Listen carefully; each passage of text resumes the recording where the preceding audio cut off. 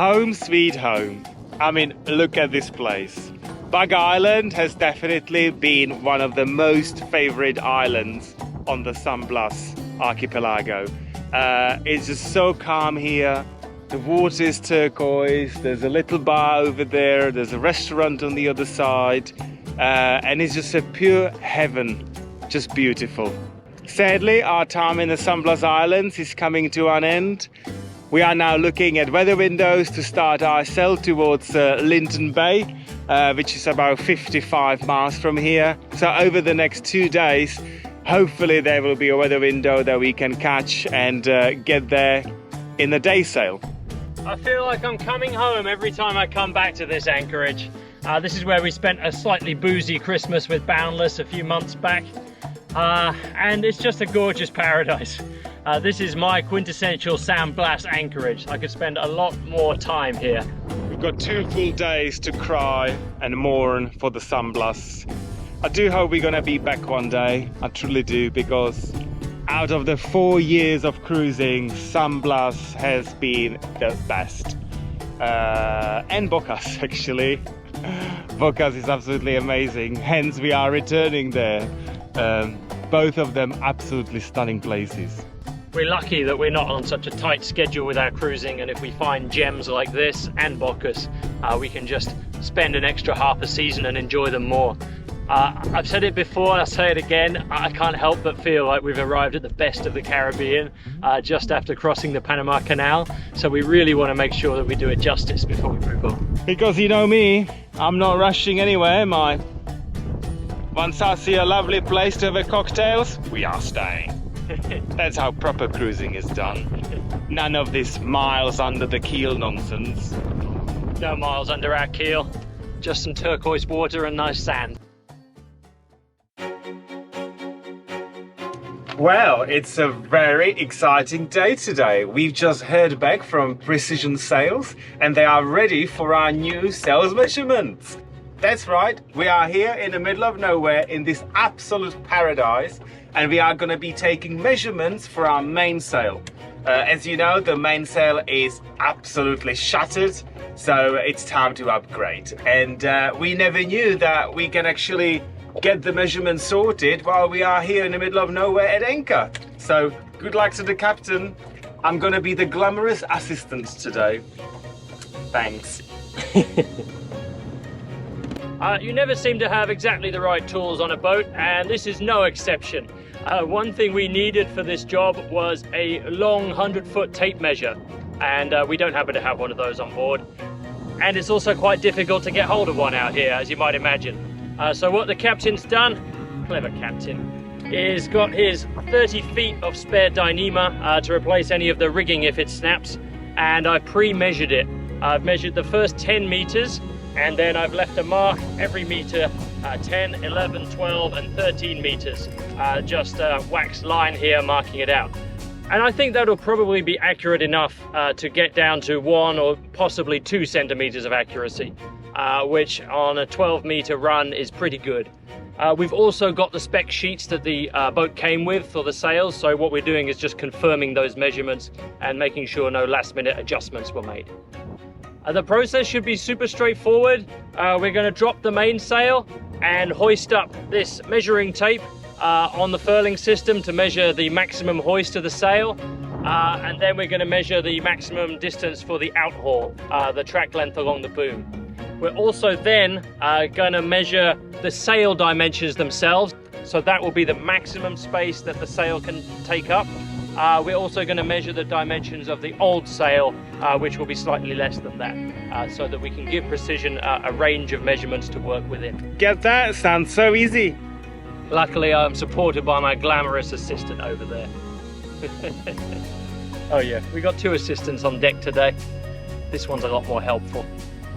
When we're measuring the mainsail, you can take it down and spread it out on a large flat surface.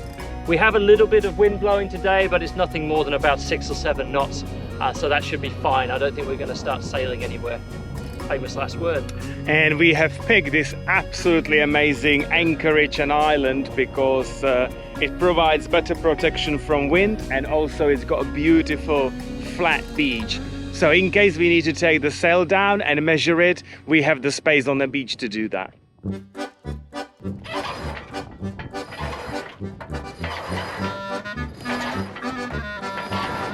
So now we're just gonna drop it and hoist up the Dyneema to measure it. Well, that was easy. Let's see how we get on with the measuring. Just our luck, the wind is picking up. I think we've got about 11 knots now, but hopefully it will stop soon. Otherwise we're gonna be sailing away into that coral reef. Yeah, step one, make sure you're not anchored right in front of the reef. And then we will be buying more than just sails, probably a new boat. I'm just going to take off the topping lift attachment on the furling system, and then I'm going to attach my homemade measuring tape to it and hoist it up so we can measure the track length and the max hoist. It's good to see that the captain is organized and his measuring line is neatly folded, isn't it? I've never once managed to get Dyneema neatly coiled. Good job it's ready for an emergency, huh? All right, let's hoist it up. Ready, glamorous assistant? I do always get the best jobs, and I should have never been so glamorous to assist on this. Yeah, that's his problem, too glamorous. So the measurement we want is the max hoist this time.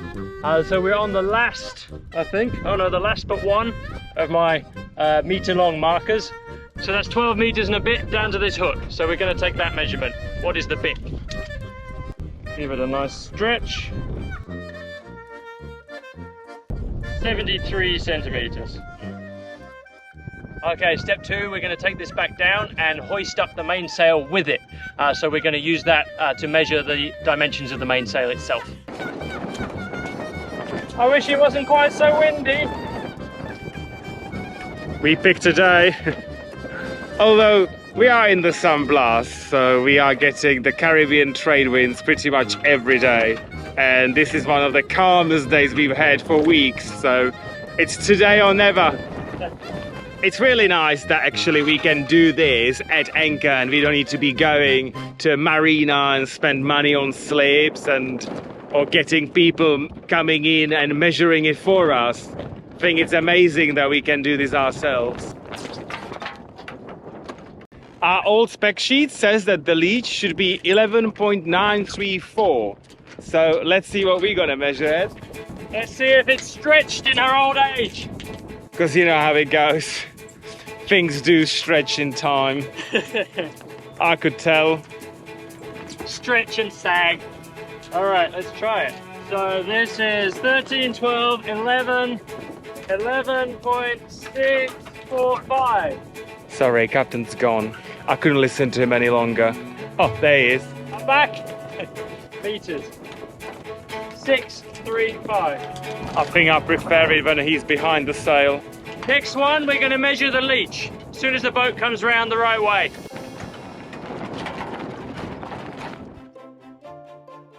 So far so good. All the measurements we're taking are within plus or minus 3-4 centimeters of the original specs. So she has sagged a little bit in her old age, but not too much.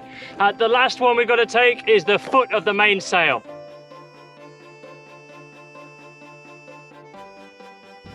What's really great is that Precision Sails has these forms online, so you can just print them out and fill in all the measurements as you go. It's super quick. Just follow it step by step. You can't go wrong. If we can do it, anyone can.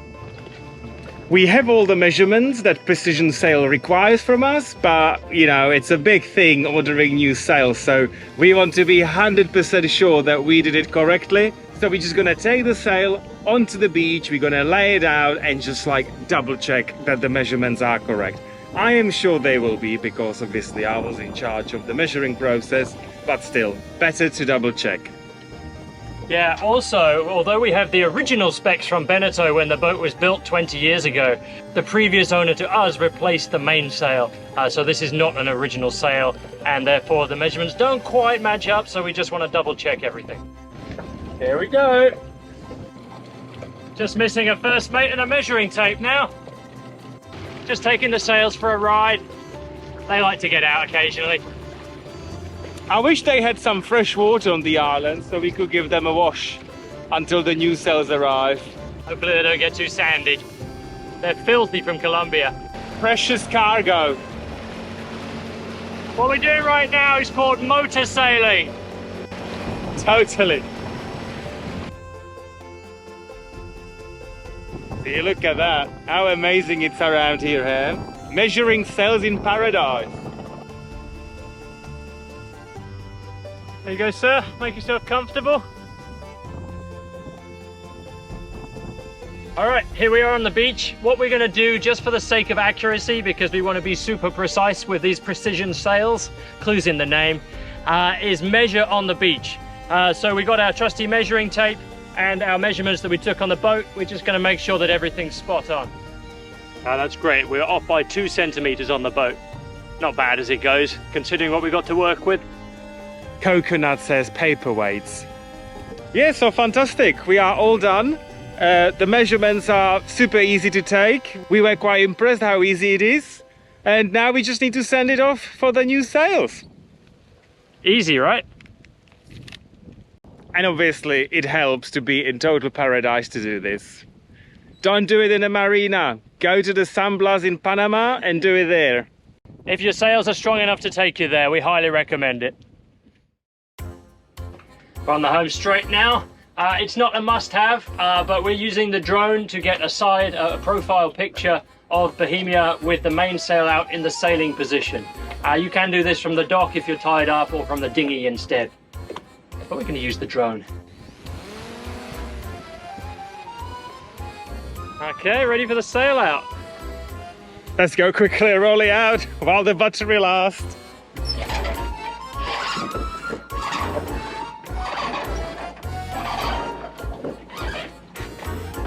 See, this is why we need new sails.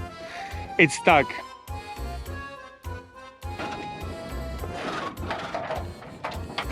I can see it, the leech is twisted. See, this is the issue we were having for the last year and a half, and that's the reason we need a new sail, because this one is spent. It has lost its shape, and we are having a huge issue rolling it in, or in this case, rolling it out. Got the drone flying and everything. Best hurry up. The drone fly time is now only 20 minutes. Okay, and if you now try to go out, second attempt. I'm not feeling very lucky. It's a nightmare. It's one of the worst ones we've had, actually. Why does it always happen at the time that you need it to work? The drone is over there. We really need to roll it out to be able to take photos. And more importantly, we need to be able to roll it out to be sailing away tomorrow. I don't think we're going to be sailing anywhere tomorrow at this rate. How long does it take for the precision sails to come? We might just wait here. This is getting ridiculous now. We've found that the key is to do it manually. I'm here unrolling the furler with a screwdriver, prising it round, and Peter's pulling gently from the cockpit, and that's taken all the pressure off. So let's hope we don't have to do this when we're sailing too much. Thank you, Precision. We need the new sails pronto. Do you hear? Express delivery to San Blas, please.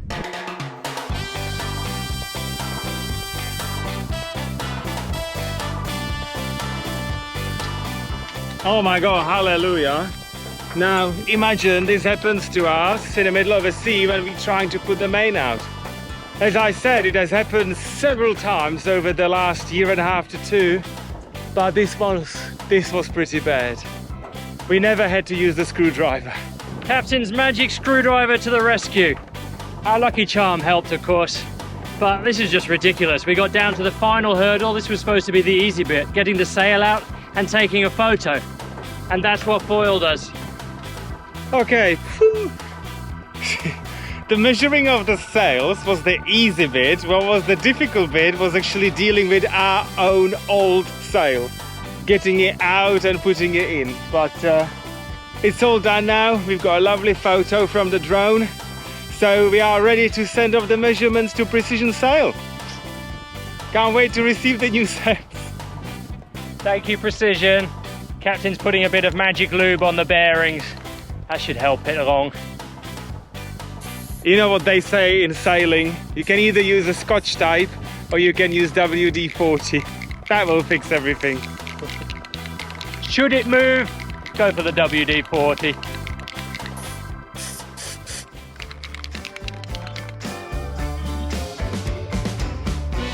We can't have our wine costing more than our diesel. Most of the time, the diesel tastes better. Special thanks in this episode go to all of our patrons for fueling the captain's new cheap second mate fund. Champagne for everyone. Thank you so much, and here's to you. If you've been enjoying our episodes and want to fuel the first mate's bad behavior in the Caribbean, then follow the link on screen to find out more. See you next time.